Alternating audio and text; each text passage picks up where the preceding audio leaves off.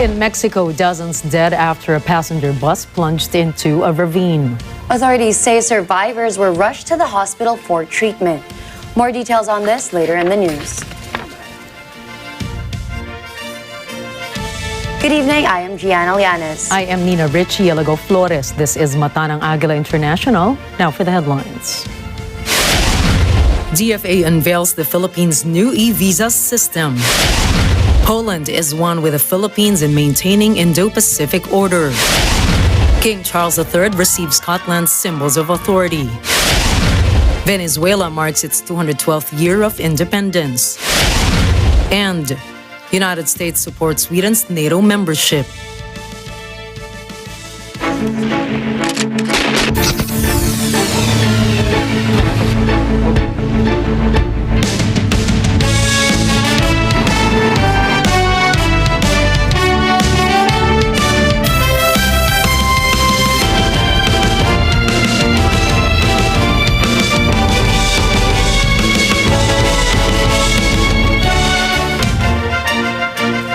The National Water Resources Board, or NWRB, allows Metro Manila water concessionaires to utilize deep wells as a backup water source. This is in case of a water shortage due to the oncoming El Nino. NWRB reports that the water level at Angat Dam is currently at 181.22 meters, nearly reaching the minimum operating level of 180 meters. Should the dam's level continue to decline, the irrigation and the power sector would face supply cuts. NWRB Executive Director Sevillano David Jr. states that they are currently collaborating with the Metropolitan Water Works and Sewerage System, or MWSS. MWSS will be enhancing its water treatment facilities to assist with the water supply. David expresses optimism that the southwest monsoon in the next 3 months would bring the much-needed rainfall. MWSS previously warned of daily water interruptions lasting 6 to 10 hours if the water level at Angat Dam reaches a critical point. This will potentially affect 632,000 households.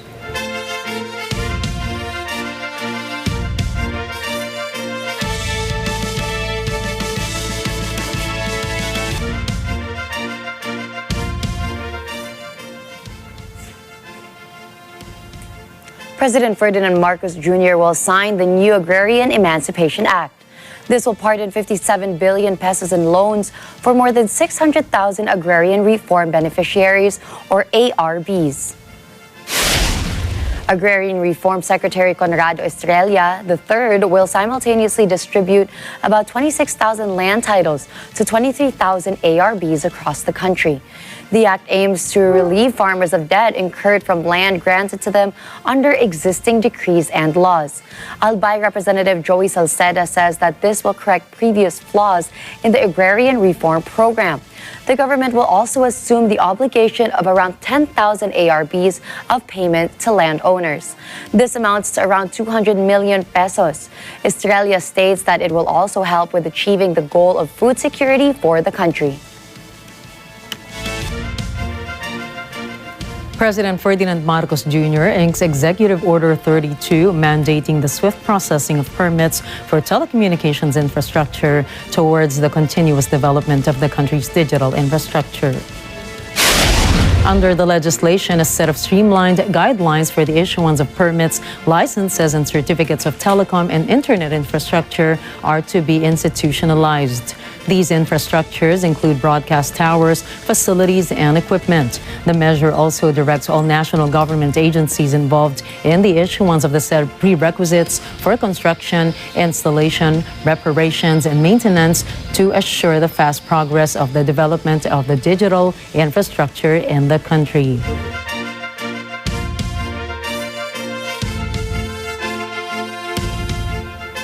President Ferdinand Marcos Jr. presided the second LEDEC meeting in Malacañang Palace.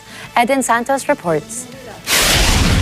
President Ferdinand Marcos Jr. greenlights 20 proposed priority bills aligned in the 8-point socio-economic agenda, as well as the Philippine Development Plan, or PDP 2023-2028. The meeting covers the Council's common legislative agenda for the 19th Congress.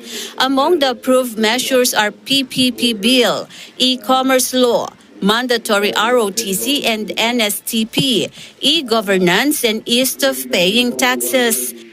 18 of the 20 bills were part of the 42 priority bills during the first LEDAC meeting last October 2022. According to House Speaker Martin Romualdez, the House of Representatives already passed 33 measures on the third and final reading in the Congress. On the part of the House, as it is already of record, 33 out of the top 42 agreed upon that priority measures have been passed on third and final reading, while we have 3 already signed into law. There are 3 more to be signed by the President. We have some additional priority measures that we have identified for the balance of the second regular session of the 19th Congress. The Council was established on December 9, 1992 under the Republic Act No. 7640. The law mandates that Solons from the Senate and House of Representatives will have a place with the President to conduct a high-level policy discussion on issues and concerns affecting the country's development. Eden Santos reporting for Matanang Agila International. Trusted, connected, on point. President Ferdinand Marcos Jr. mandates the adoption of the National Anti-Money Laundering, Counter-Terrorism Financing, and Counter-Proliferation Financing Strategy, or NACS 2023 to 2027. NACS 2023 to 2027 is to be formally implemented by all government offices and departments through Executive Order Number 33. The order aims to address the International Cooperation Review Group action plans, also to remove the Philippines from the Financial Action Task Force Gray List. Local government units are also encouraged to develop similar strategies. The committee handling the strategy will be split into separate subcommittees focusing on terrorism financing and proliferation financing. It will be chaired by the Executive Secretary together with the BSP Governor.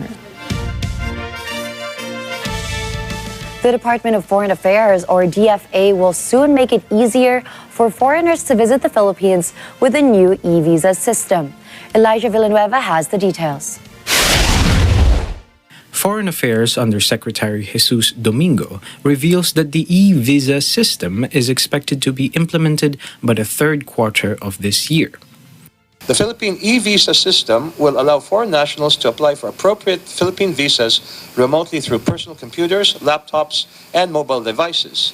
This would make the visa application process easier, faster, more efficient, and convenient for foreign nationals who wish to visit the Philippines for touristic and business purposes. The DFA is confident that the new system will boost the tourism industry.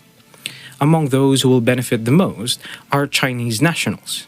The DFA is determined to strengthen Chinese and Filipino exchanges despite the ongoing tensions. Currently, the Taiwanese are exclusively enjoying the temporary visas granted by the government, and the Marcos administration is planning to expand to other countries in the future. The Department of Information and Communications Technology, or DICT, recognizes the difficulties ahead. The DICT further states that the expansion will take time due to the process to connect with other countries abroad and putting anti-fraud systems in place. Elijah Villanueva for Matanang Agila International. Trusted, connected, on point. The Armed Forces of the Philippines plans to buy more advanced missile systems to strengthen the country's coastline defense. The Philippine military aims to purchase high-mobility artillery rocket system, or HIMARS, and Indian BrahMos anti-ship cruise missile. The Philippine Navy previously bought 3 batteries of BrahMos shore-based anti-ship missile systems. The acquisition of the anti-ship missile system is part of a $375 million deal signed between India's BrahMos Aerospace and the Philippine government last January 2022. Meanwhile, this year's Balikatan exercises featured HIMARS, providing the Philippines the capability of the missile system. Polish chargé d'affaires Jarosław Stepankiewicz says Poland is one with the Philippines in maintaining order in the Indo-Pacific region. Vin Pasqua for the details. Defense Chief Gilberto Chodoro Jr. welcomes Polish Charge d'Affaires Yaroslav Jovankiewicz in a courtesy call. During the meeting, the two officials reaffirmed the strong bilateral defense partnership between the Philippines and Poland. Both officials also mutually agreed to a joint movement to enhance the two countries' armed forces capabilities. According to the defense chief, the envoy notes that Poland is one with the Philippines in upholding peace and stability in the Indo-Pacific region. He adds that Poland also vows to help the country in its self-reliance defense posture program. The Polish government previously provided 15 Polish-made Black Hawk helicopters aimed to boost the capability of the Philippine Air Force. Vin Pascua reporting for Mata ng Agila International. Trusted, connected, on point. The European Union is allocating 50,000 euros, or the equivalent of almost 3 million pesos, to assist Mayon volcano victims. According to EU, the funding will be handed to the Philippine Red Cross. The monetary aid will benefit over 7,500 people in Albay. The funding is part of the EU's contribution to the Disaster Relief Emergency Fund of the International Red Cross and Red Crescent Societies. National Disaster Risk Reduction and Management Council data shows at least 9,776 families in Bicol region are affected by Mayon's erratic behavior.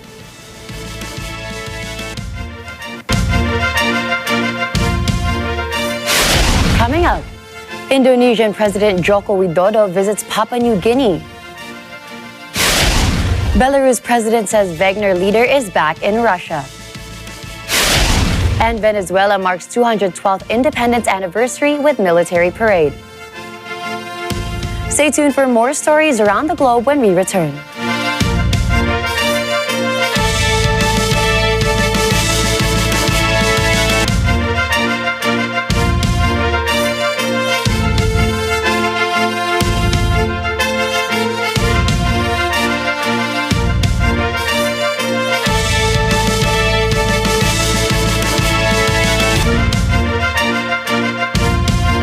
This portion is brought to you by 318 Automart. From catering services, bespoke shoes, to his latest venture in vending machines, there's no let-up for this young entrepreneur. Just what does it take to be an entrepreneur that recognizes the ever-evolving landscape of the catering industry and saw an opportunity to leverage his catering knowledge to offer ready-to-eat meal packs as another business stream? Together, let's learn the diverse and fascinating engagements of Felix Asuncion, from providing food and living up to his family's legacy as we are now open for business. My massive transformative purpose is we serve to feed every table. Serving and feeding each and every families here in the Philippines. Open for business with Cesar Vallejos, Sunday, 9 p.m.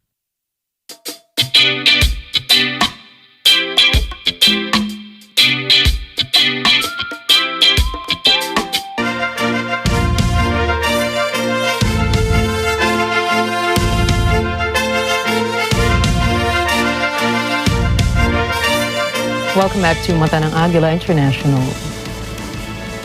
2023 has not been kind to Somaliland's international reputation. After breaking away from Somalia in 1991, the independent country has cultivated an image of stability in Africa, conducting disarmaments and even democratic elections. The African nation has found an unlikely ally in another self-governed territory without international recognition in Taiwan. After losing multiple formal allies to China in the past few years, Taiwan surprised observers by announcing highly official relations with Somaliland. Our relationship is meant to be beneficial, not only to Somaliland and Taiwan, but to the global community. It's not meant to be adversarial. It doesn't detract anything from anyone. I think it's a relationship which everybody should be supporting. Taipei has an established presence in the territory with several dozen individuals spread across the nation with various medical missions in a recently established outpost of Taiwan's state-owned oil company. The relationship provides Taiwan with a second formal foothold in Africa after Eswatini. 台湾和索马利兰共享民主自由的价值，是理念相近的伙伴。前年我们两国互设代表处以来，新朋友已经变成好朋友。 In a historic first business forum, Indonesian President Joko Widodo meets with Papua New Guinea's Prime Minister James Marape to discuss, among other concerns, trade, commerce, and investment opportunities. Echo Hortaleza Quinola reports. Indonesian President Joko Widodo was welcomed by Papua New Guinea Prime Minister James Marape at the Jackson International Airport. Widodo attends the first business forum between Indonesia and Papua New Guinea at the APEC House. The bilateral meeting tackles Papua New Guinea border agreements, trade and investment, implementation of visa exemption for diplomatic and official passport holders, West Papua issue, and fishing rights. I want our business community to rise up and pick on this connectivity we are making. And the connectivity will move not just in government to government and conversation like this, but actual infrastructure connectivity is programmed to open up. A business forum and media conference attended by dignitaries and diplomatic corps followed next. It highlights the reinforcement to make more tangible trade, commerce, and investment opportunities. Both countries agreed to support the establishment of Indonesia and Papua New Guinea business agendas that will form an entity moving upward and running continuously. I will continue to push for discussion on the Indonesia and PNG preferential trade agreement so that our economic cooperation can continue to grow. Widodo commits 55 million kina for Port Moresby General Hospital's intensive care unit and for the mortuary. Indonesia's CityLink flights between Port Moresby and Denpasar have been launched too. Widodo and his delegates departed Papua New Guinea right after this one-day state visit. Echo Hortaleza Quinola, Port Moresby, Papua New Guinea, mata ng Agila International, trusted, connected, on point. Russian authorities said Ukrainian forces shelled a hospital in Makivka, Donetsk Republic. The latest strike killed 1 and injured 36. RT correspondent Steve Sweeney brings us this report. This is the aftermath of the Ukrainian shelling of a hospital in Makiivka in the Donetsk Republic. The attack took place on Tuesday night, and as you can see, it's caused extensive damage to the exterior of the hospital, with many of the windows blown out and glass strewn across the floor. Now, of course, attacking a hospital constitutes a war crime, but war crimes are committed here on a daily and even hourly basis using Western-supplied weapons.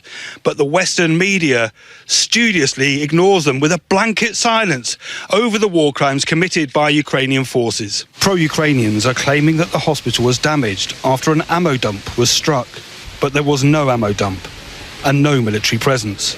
This was a residential area, one of many which have come under attack on a daily basis for the last 9 years. Workers and locals expressed anger at Tuesday's attack. When the shelling began, I was on my way up to the trauma department. I myself was from intensive care. I didn't manage to get there. I heard a rumble, and since there were military men in the unit, they told me not to go anywhere and lay on the ground as the shelling is starting. So that's what I did. There was no panic, no hysteria, only shaking of the walls. There were 3 hits in a row, but in the end, we survived. The shelling began at 9 p.m. There was a noise. It was very loud. Everyone quickly fell to the floor, then tried to run to the basement. But the wall had collapsed, and the basement had caved in. Our shelter was gone. We and our neighbors stuck together and did our best to support each other. According to local officials, at least 49 separate attacks took place across the Donetsk Republic over the last 24 hours, using 281 pieces of ammunition. This has included a mixture of both Grad and NATO-supplied weapons. But the war crimes continue, with schools, marketplaces, hospitals and people's homes among those targeted in Ukrainian attacks. This is Steve Sweeney in the Donetsk Republic for RT.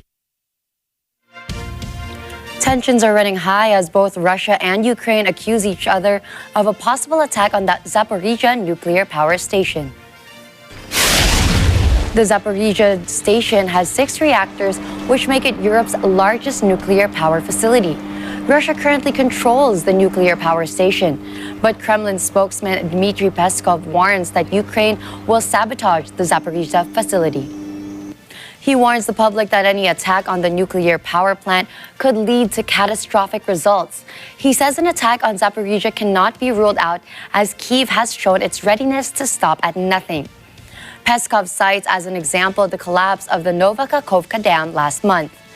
Renat Karcha, a senior official at a Russian nuclear power plant operator Rosenergoatom, echoes Peskov's claims. Karcha's intelligence source says Ukraine plans to strike the nuclear facility with long-range, high-precision munitions and kamikaze drones. But Ukrainian President Volodymyr Zelensky insists that Russia is the source of danger to the Zaporizhzhia nuclear power plant. Kyiv believes Moscow placed explosive devices on the facility and warns of an attack that can happen soon. Kyiv also claims the blast would not damage the reactors, but would create an image of shelling from the Ukrainian side.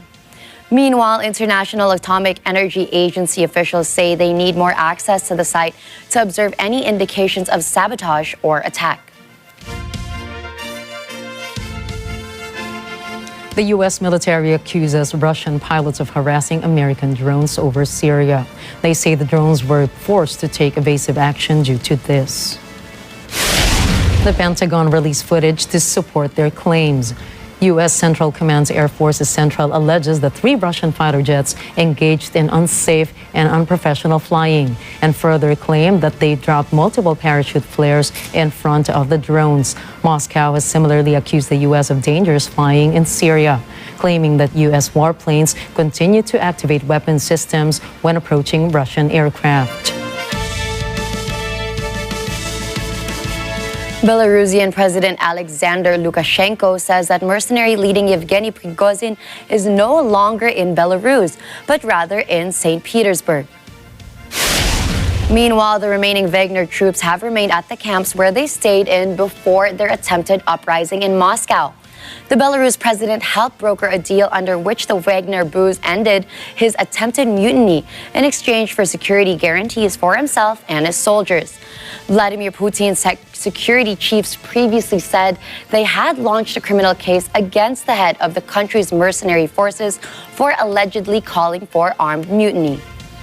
Что касается Евгения Васильевича Викторовича, да? Евгения Викторовича Пригожина, он находится в Питере, где он сегодня утром, может быть, в Москву поехал, может, еще где-то, но на территории Беларуси его нет. Britain and Poland announced they have signed the 2030 strategic partnership. The new agreement aims to deepen foreign policy, enhancing security and defense cooperation. At a joint press conference held at Lancaster House in central London, British Foreign Secretary James Cleverly says the 2030 strategic partnership sets out priorities on several issues. These range from the Western Balkans to China's cooperation on defense capabilities and on operations. King Charles III is presented with symbols of his authority in Scotland, marking an important milestone in his reign. He receives honors of Scotland, including a crown, scepter, and sword of state. The king is accompanied by his wife, Queen Camilla, as they make their way through Edinburgh. They meet enthusiastic crowds, but also anti-monarchy protests. Charles' eldest son and heir, Prince William, and his wife, Kate, attend the service of thanksgiving and dedication. Scotland's First Minister, Humza Yousaf, is also present despite being an avowed Republican. The celebrations conclude with a fly past by the Royal Air Force's Red Arrows aerobatic team.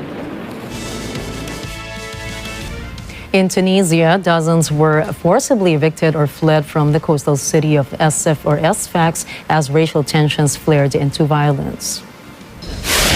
According to a local rights group, police detained some migrants and deported them as far as the Libyan border, more than 300 kilometers away. The latest unrest started after the funeral of a 41-year-old Tunisian man who was stabbed to death in an altercation between locals and migrants, which led to the arrests of 3 suspects from Cameroon.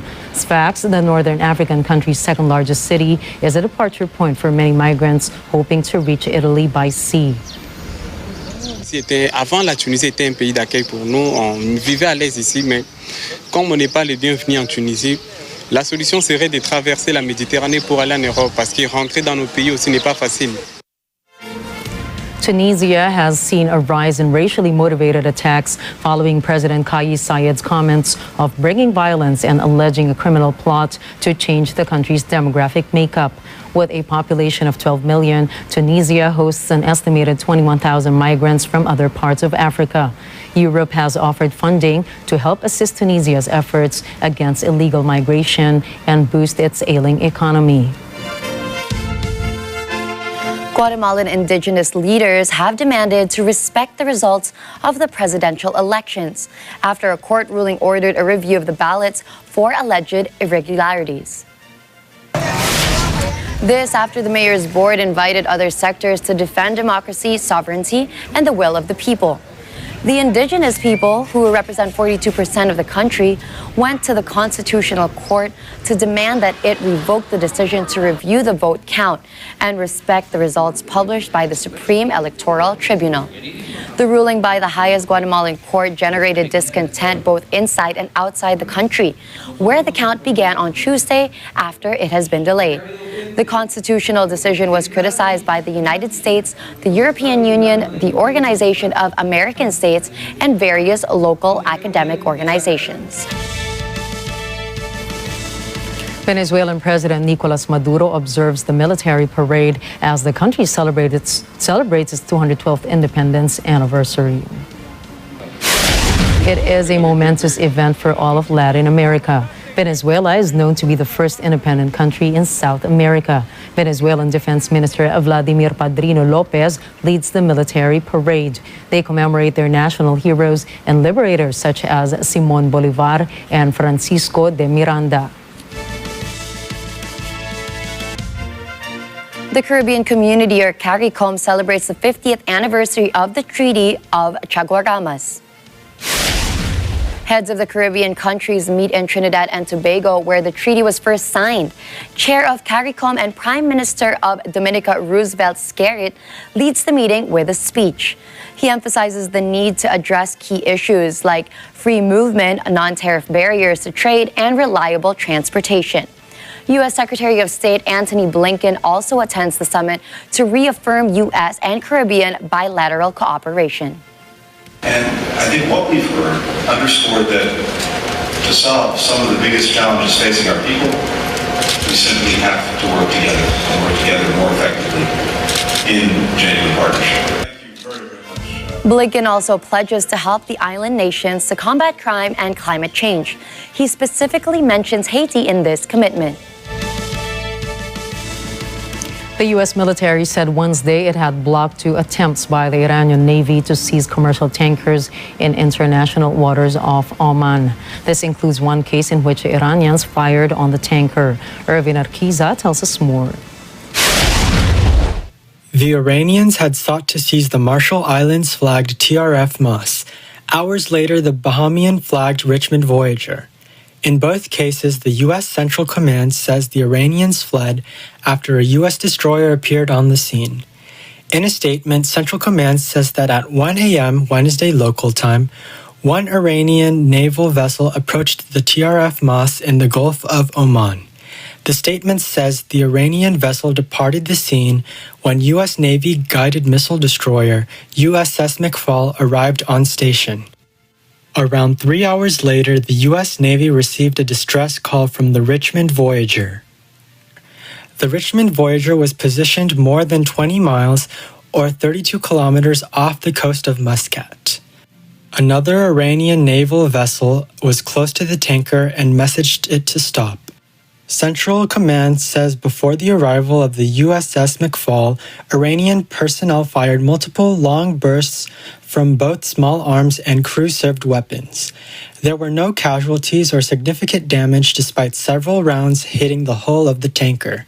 Central Command accuses that since 2021, Iran has harassed, attacked, or seized nearly 20 internationally flagged merchant ships. It says this presents a clear threat to regional maritime security and the global economy. Irvin Arquiza, for Mata ng Agila International, trusted, connected, on point. U.S. President Joe Biden greets Prime Minister Ulf Kristersson at the White House on Wednesday. The two leaders discussed Sweden's stalled bid to join NATO and Western support for Ukraine ahead of the Military Alliances Summit next week. Arlene Ocampo has the details. The Oval Office meeting between President Joe Biden and Swedish Prime Minister Ulf Kristersson kicks off a string of diplomatic events for Biden centered on NATO. Biden says he fully supports Sweden's NATO membership bid as he speaks alongside Kristersson at the White House. Biden adds he is anxiously looking forward to the bid being ratified. But we're also prepared for the NATO summit next week, and I want to reiterate, the United States fully supports Sweden's membership in NATO. And the bottom line is simple. Sweden is going to make our alliance stronger and has the same value set that we have in NATO, and anxiously looking forward for your membership. Biden leaves Sunday for a one-day trip to close ally Britain. He then attends the annual NATO summit in Vilnius. The U.S. president finishes up with a stop in the alliance's newest member, Finland. Finland and Sweden both dropped their official neutrality to request NATO entry in response to Russia's war with Ukraine. Arlene Ocampo from Mata ng Agila International, trusted, connected, on point. Up next, dozens dead as a bus in Mexico plunges into a ravine. A bag of cocaine has been found inside the White House. And find out the Earth's hottest temperature ever recorded. Please don't go away. We've got more stories when Mata ng Agila International returns.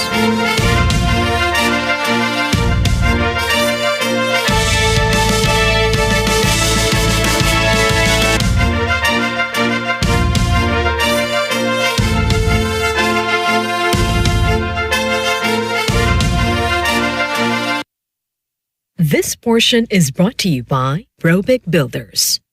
Kayo, na-fake news na rin ba kayo? Naniniwala ako sa national concern na itong paglaganap ng fake news. At I'm sure kasama ko sa paniniwalang ito ang espesyal na panauhin natin ngayong gabi. Miss Corina Sanchez Rojas. Yay! Magandang gabi, Corina. Ikaw ba, Corina, na-biktima na ba kayo ng fake news? Check tayo dyan. It's very dangerous because pwede makasira ng buhay eh. Pag hindi totoo, ang tendency mo, hindi mo nalang papansinin. But gone are those days. Teka. Ibig sabihin yan, may mga pinatulang ka. Naniniwala ka ba na malala ang problema natin sa fake news? Mag-reality check tayo. You know, it should start in legislation. Bumalik ka na kasi.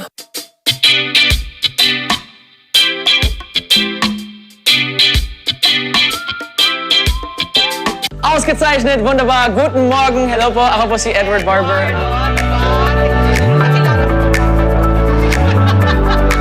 Ngayong Sabado, we will find out kung ano yung mga food trip ko nung nasa Germany pa ako.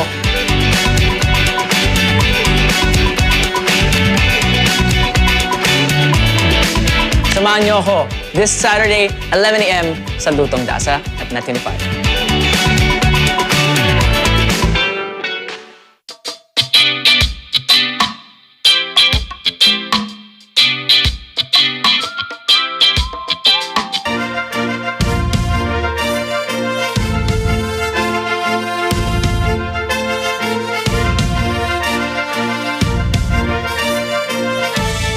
A United Nations expert says despite working on Haiti for 3 decades, he has never seen the situation there as bad as it is at the moment.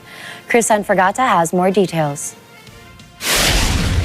The United Nations independent expert on the situation of human rights in Haiti, William O'Neill, says he has been working on Haiti for over 30 years but has never seen the situation as bad as it is now.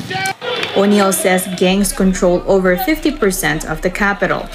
They rule ruthlessly, kidnapping, extorting, and terrorizing the population. He says many areas of the capital city are off limits to the Haitian National Police, and in some instances, the police have colluded with gangs. The impact on economic, social, and cultural rights is devastating. He says children cannot go to school. O'Neill holds gangs responsible for sexual violence against women and young girls. He says they use sexual violence to terrorize the population and to demonstrate their control. Gang rapes have become common. O'Neill says over 80% of those in detention have never been tried or convicted of any crime. This situation, he says, illustrates a massive failure in the justice system. The UN expert calls for an embargo on all arms and ammunition shipments to Haiti, except for those necessary to help the Haitian National Police to perform its tasks. O'Neill says Haiti manufactures not a single gun or bullet, yet the gangs are the ones receiving large amounts of both, primarily from the United States. Weak accountability combined with rampant corruption results in state institutions that fail to protect human rights. The population, understandably, has little confidence. State officials are rarely punished and oversight mechanisms are weak. Until this aspect of governance is addressed, the human rights situation will remain dismal regardless of how much aid arrives or if the violence decreases. Crisan Fergata for Mata ng Agila International, trusted, connected, on point. In Mongolia, torrential rains forced hundreds of people to flee their homes. The rains have left streets flooded and homes inundated in the country's capital, Ulaanbaatar. Swaths of Asia have been hit by extreme weather. Scientists say the region has been exacerbated by climate change. Over a dozen people have been killed by heavy rain in China since Monday. Authorities have placed Mongolia's capital on high alert. Heavy flooding after torrential rains inundated rivers and flooded apartments and trapped cars. Electricity has also been cut in some buildings as a precaution. State news agency Monsam reported that a number of roads in the capital have also been closed. The country's weather agency warns that rain is set to continue for another 2 days. The government declares a high alert in Ulaanbaatar on Wednesday. Mongolian Prime Minister Lubsanam Srai Oyunerdene orders necessary measures be taken in response. Mongolia is traditionally cold and dry. Its annual precipitation ranges from 50 to 400 millimeters. This leaves the capital's infrastructure ill-equipped to deal with sustained heavy rain. The World Health Organization hails the distribution of the RTS.S malaria vaccine. The health agency describes it as a real breakthrough in child health and child survival. Kimi Oria has the details. Malaria vaccine is a real breakthrough in child health and child survival. It's the first vaccine for a parasite. And this is the thing that kills children in Africa and is the vaccine that is in such high demand, with many countries applying for this vaccine. So this is a very positive news story that the allocations are being made. Despite hailing the malaria vaccine a breakthrough, WHO's Director for Immunization, Vaccines and Biologicals, Catherine O'Brien, warns it is imperative to remember that nearly every minute a child dies of malaria. Speaking alongside O'Brien, WHO's Director General, Dr. Tedros Adhanom Ghebreyesus, says as the first vaccine against malaria, the RTS.S vaccine has now been delivered to more than 1.6 million children in Ghana, Kenya, and Malawi.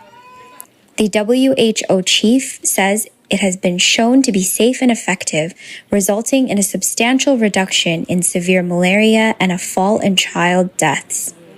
However, Dr. Tedros warns that climate change is allowing an increase in the number of mosquitoes carrying malaria-like diseases. With the climate crisis, changing weather patterns, mosquitoes that carry this disease. With the climate crisis, changing weather patterns, mosquitoes that carry this disease are increasing in density and spreading further afield. Malaria remains one of Africa's deadliest diseases, killing nearly 500,000 children under the age of 5 every year, and accounting for approximately 96% of global malaria deaths in 2021. Kimi Oria for Matanang Agila International. Trusted, connected, on point. In China, 15 people died as floods hit Chongqing after torrential rains. President Xi Jinping redoubles his government's efforts to protect the public from the disaster. Data shows that the disruptive weather affected more than 130,000 people and damaged crops of further 7,500 hectares. Wanzhou district local officials record a $42.5 million worth of economic losses due to flooding. 17 people, including 3 children, have died after a gas leak at a South African slum near Johannesburg. When they arrived at the scene near the middle-class suburb of Boksburg, first responders found scores of people lying all over the area due to inhalation of this toxic gas. Authorities had attributed the deaths to illegal mining operations in the area. Premier of Gauteng Province, Panyaza Lesufi, said that the cause of the incident is alleged to be a nitrate oxide gas leakage from the cylinder used in an illegal mining activity in and around the settlement. According to experts, illegal miners use the gas to extrapolate the gold out of the soil. In Mexico, at least 29 people died after a passenger bus plunged off a mountain road in Magdalena, Penasco. Authorities report that 19 people were rushed to the hospital to treat their injuries. Initial reports of the investigation suggest that the cause of the incident was a mechanical failure. Local officials say the bus driver presumably lost control, causing the bus to fall into a ravine more than 25 meters deep. Meanwhile, emergency services retrieved the bodies of those who perished in the incident. In an act of heroism, a Pennsylvanian man loses his own life to save 2 drowning children in a local lake. Marvin Fernandez was a devoted family man who cherished his wife and 3-year-old son. He was known for spending quality time fishing by Lake Noxamixon. After seeing 2 of his friend's children falling into the lake despite not knowing how to swim, he jumped in without hesitation. His 3-year-old son watched as he never resurfaced from the water. He saved the 2 children but lost his own in the process. His relatives are working to get him back to his native country of Honduras for a proper burial. White powder found in the White House that prompted a brief security alert has been confirmed to be cocaine. This according to the Secret Service. Rosel Feria has more details. The white powder's discovery in the West Wing on Sunday was initially treated as a potential danger. It warranted a brief evacuation. An initial test of the substance performed by the Washington, D.C. Fire Department then said it appeared to be cocaine. It was not some sort of threat or attack. A flurry of speculation by the U.S. media followed over who could have left the drug. President Joe Biden and his family were away from the White House all weekend. Spokesman for the U.S. Secret Service, Anthony Guglielmi, says it was just confirmed that the substance found was cocaine. He says further investigation is ongoing. Reports say the cocaine was found on the ground floor of the West Wing. These includes the Oval Office and other crucial facilities. White House Press Secretary Karine Jean-Pierre says the drug was reportedly found in a heavy traffic area in the White House. Where this was discovered is a heavily traveled area where many White House West Wing, I should be even more specific, West Wing visitors come through this particular area. I just don't have anything more to share. It is under investigation by the Secret Service. This is in their purview, and so we're going to allow certainly the investigation to continue, and we have confidence that the Secret Service will get to the bottom of this. Go ahead. Rosel Feria for Mata ng Agila International. Trusted, connected, on point.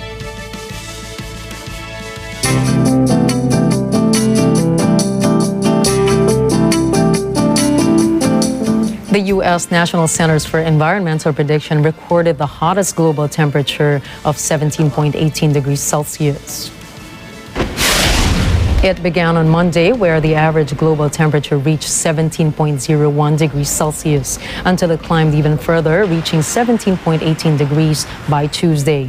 The global record is another indication of how fast the world is heating up, as the arrival of the natural climate phenomenon El Niño, layered on top of climate change, fueled global heating. With soaring temperatures, it gave devastating consequences globally, where heat waves killed hundreds of people. According to a climatologist, the record is another wake-up call that we should stop burning fossil fuels and save humanity through ecosystems that give life and livelihood. Coming right up, Meta launches their newest application, Threads. Europe's Ariane 5 rocket launches for the final time.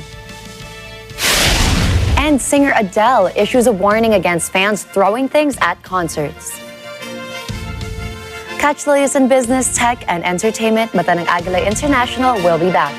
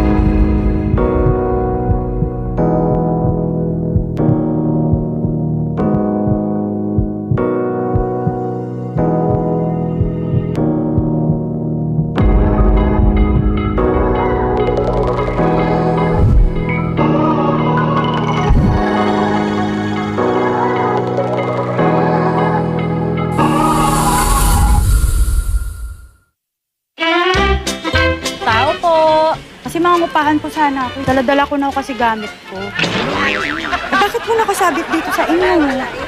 Meron po. Pwede yung pabantay ako, tapos papag-book ko lang sa kanila.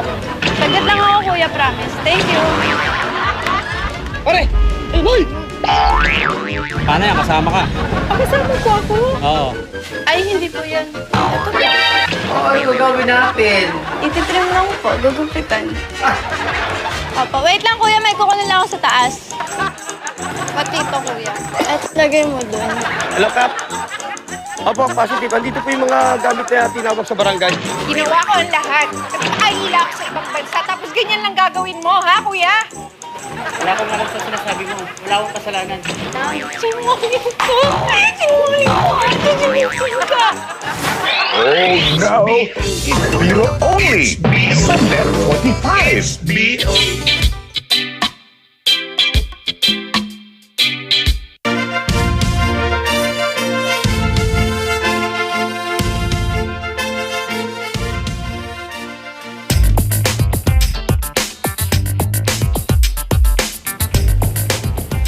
Within the first few hours of its launch, more than 10 million people have signed up for Threads, Meta's rival to Twitter. Catherine Ortula has the analysis. Threads, an Instagram app, went live on Apple and Android app stores in 100 countries, but its release in Europe has been delayed due to data privacy concerns. It was introduced as a clear spin-off of Instagram, which offers a built-in audience of more than 2 billion users, sparing the new platform the challenge of starting from scratch, making it easy for users to get tied up. Threads is the biggest challenger yet to Elon Musk-owned Twitter, which has seen a series of potential competitors emerge but not yet replace one of the world's biggest social media platforms. Despite mounting concerns to Musk's recent changes to monetize the platform, Twitter has said it has more than 200 million daily users. Though with these metrics, if even a tenth of Instagram users sign up, it would not be a problem for Meta's product to catch up. Celebrities such as Jennifer Lopez, Shakira, and Hugh Jackman, as well as other media outlets, have already signed up to catch up on the internet's newest trend. In his first tweet in over a decade, Meta founder Mark Zuckerberg posted a Spider-Man pointing at Spider-Man meme in an apparent reference to the similarities between Threads and the pioneer platform. Zuckerberg is known to be bitter rivals with the tech mogul Elon Musk and has even offered to wrestle it out in a cage fight. Catherine Ertula for Mata ng Agila International, trusted, connected, on point. And on that note, catch the latest updates on our social media channels and now including Threads. Follow us on Net25 TV.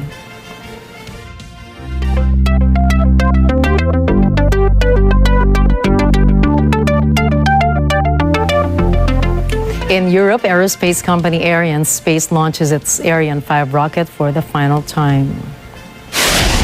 Arianespace marks a successful liftoff on the 117th flight of its rocket in Kourou, French Guiana. The agency previously postponed the initial schedule of its launch, marked on June 16 due to pyrotechnical line problems with the rocket. On July 4th, the launch was delayed due to bad weather and was continued on July 5th, Wednesday. The Ariane 5 rocket is tasked to deliver a French military and German communication satellite. In the year 1996 came Ariane 5's ordeal as its maiden flight exploded as another failure followed in 2002.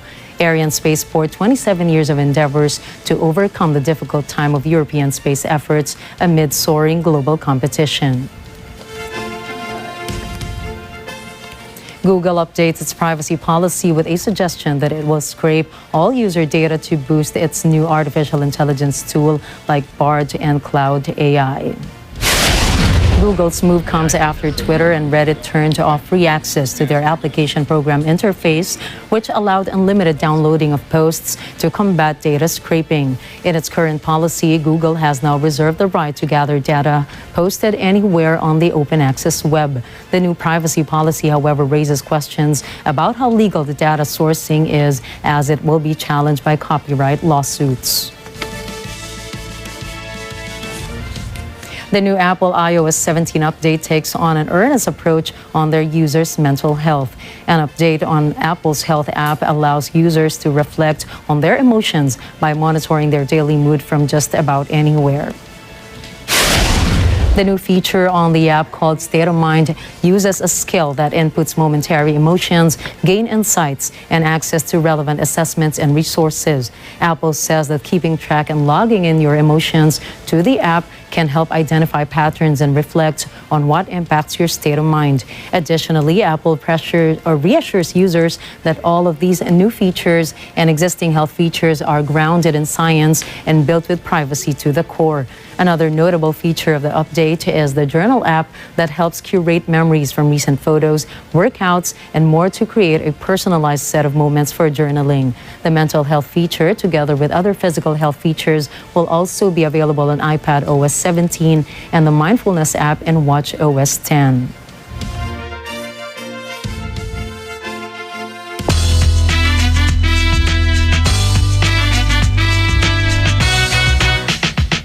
Disney has announced to show a glimpse of Waltzin in anticipation of their centennial celebration on October 16. Filmmaking treasures filled with princess costumes, cute character sketches, and century-old toys were documented in Disney's backrooms and warehouses. Walt Disney Archives director Becky Cline presented the first Mickey Mouse cartoon script and the latest Marvel costumes. The Disney 100 exhibition items are currently on world tour from Munich, Philadelphia, and will soon be bound for London. Archivist Nicole Carroll says that the major part of the studio archive is stored in Warehouse 5 and 6 in Los Angeles, housing former theme park attractions and movie props.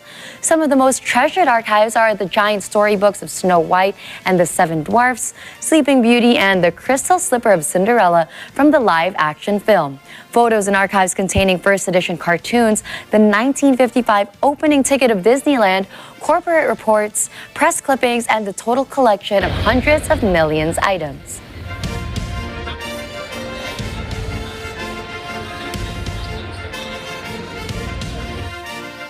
Singer Adele issues a warning against fans throwing objects at performers during their concerts.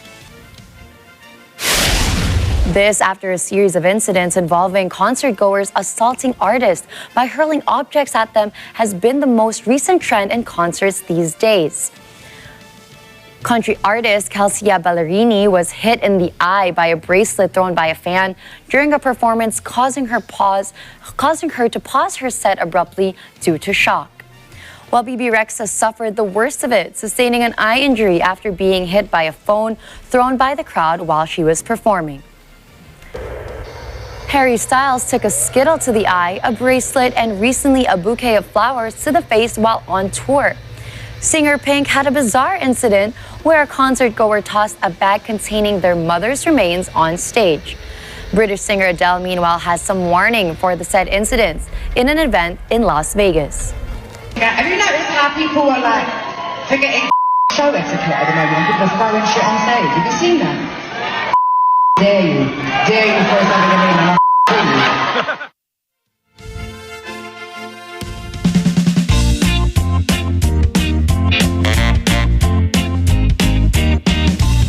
How about booking an overnight stay in the world's deepest underground hotel? Stephanie Mayo has the scoop. Plunge into the depths of the earth in the world's deepest underground accommodation found in North Wales. The bed and breakfast is nearly 1,400 feet underground, and to reach your cabin, you need to hike for 2 hours through miles and miles of tunnels down steep inclines. Open to the public since April, Deep Sleep only operates once a week and has 4 semi-luxurious log cabins.